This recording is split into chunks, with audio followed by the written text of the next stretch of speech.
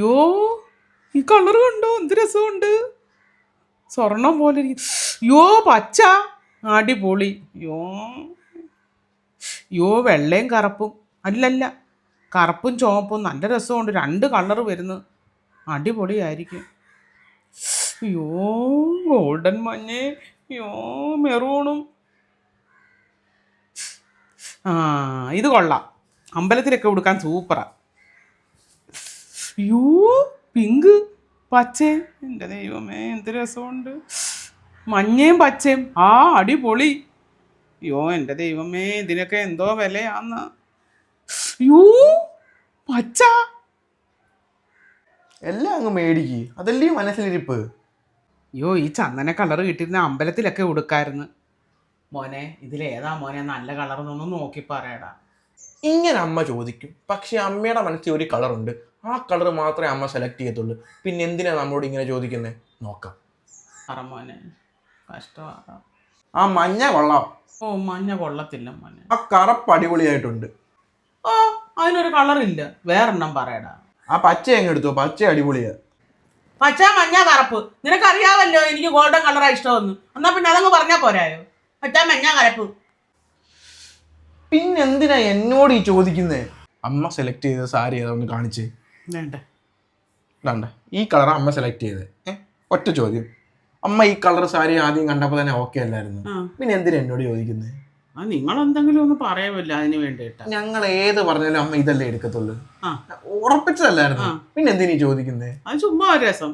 Typical Malayali അമ്മ, മനസ്സിലൊന്നുണ്ടായിരിക്കും. ഇപ്പൊ എവിടെങ്കിലും ഒരു സ്ഥലത്ത് പോകാനും ആ സ്ഥലം ഇങ്ങനെ ഉറപ്പിച്ച് വെച്ചേക്കുമായിരിക്കും, എന്നാലും ചോദിക്കും ഇവിടെ ഇവിടെ ഇവിടെ, നമ്മളത് പറയണം.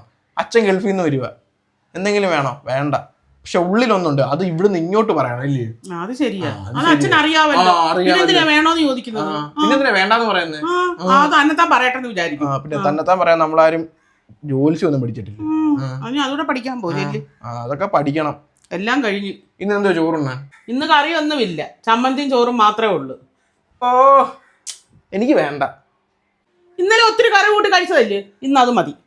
അമ്മ ഇന്നലെ എന്തുവാ പറഞ്ഞേ ഉച്ചക്ക്? ഇന്ന് മുട്ടയും മോരുവേ ഉള്ളു, ഇന്നലെ നല്ല കറി കൂട്ടി കഴിച്ചതല്ലയോ.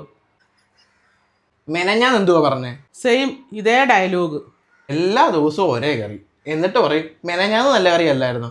അല്ല എന്നുണ്ട് നല്ല കറി വെച്ചേക്കുന്നേ? എല്ലാ ദിവസവും ഒരേ ഡയലോഗ്. പിന്നെ വേറൊരു കാര്യം കൂടെ ഉണ്ട്, ഇതുപോലെ തന്നെ വേറെ ഒരു കാര്യം കൂടെ ഉണ്ട്. തലവേദന വന്നിട്ട് കിടക്കും, എന്നിട്ട് പറയും ഞാനിങ്ങനെ കിടക്കുന്നത് നിങ്ങൾ കണ്ടിട്ടുണ്ടോ? വേദനയായിട്ടല്ലയോ കിടക്കുന്നത്, ഇതല്ലയോ പറയുന്നത്. തലവേദനയാണേലും വയറുവേദനയാണെങ്കിലും ഇനി എന്ത് അസുഖമാണേലും കിടക്കും. കിടന്നിട്ടൊരു ഡയലോഗ് ഉണ്ട്, ഞാൻ ഇങ്ങനെ കിടന്ന് നീയൊക്കെ കണ്ടിട്ടുണ്ടോ, ഞാൻ ഇങ്ങനെ കിടക്കണ എന്ത് അസുഖമായിരിക്കും, എപ്പോഴുണ്ട് കിടക്കാത്ത, അതുകൂടെ ഒന്ന് പറ. എല്ലാ അടവും പഠിച്ച് പുതിയത് വല്ലതും കണ്ടുപിടിക്കണം. എൻ്റെ കുറ്റം കണ്ടുപിടിച്ച് നീ നടന്നോ? ജാതകം വല്ലതും എടുക്കണ്ടായോ? എന്തേലും ഒരു നല്ല ആലോചനയാണെ അമ്മയുടെ ബന്ധുക്കൾ മുടക്കും, ഇനി ഒരു പ്രീമിയം ആലോചനയാണെ അച്ഛൻ ബന്ധുക്കളും മുടക്കും. ഇനിയും കാണാൻ കൊള്ളാവുന്ന പെണ്ണാണെങ്കിലോ എൻ്റെ കൂട്ടുകാരും മുടക്കും. വാലന്റൈൻസ് ഡേ വരുന്നത്, ആ ടോപ്പിക് ഇവിടെ വേണ്ട, വേറെ വല്ലതും വേറെ പറ. വേറെ ഏത് ഡേ ആഘോഷിക്കാം? Mother's day, father's day, children's day മതി. അതെല്ലാം വിട്ട് അമ്മയൊക്കെ ഇനി വാർദ്ധക്യം ഡേ ആഘോഷിക്കാൻ പോകുന്നത്. സാരമില്ല, ഒരു കുഴപ്പമില്ല, ഞങ്ങൾ അത് ആഘോഷിച്ചോളാം. 2-3 വർഷം കൂടെ കഴിയുമ്പോഴേ നീയും ആഘോഷിക്കും, അത് ഓർത്തോണം. Bye bye, tata tata Tata.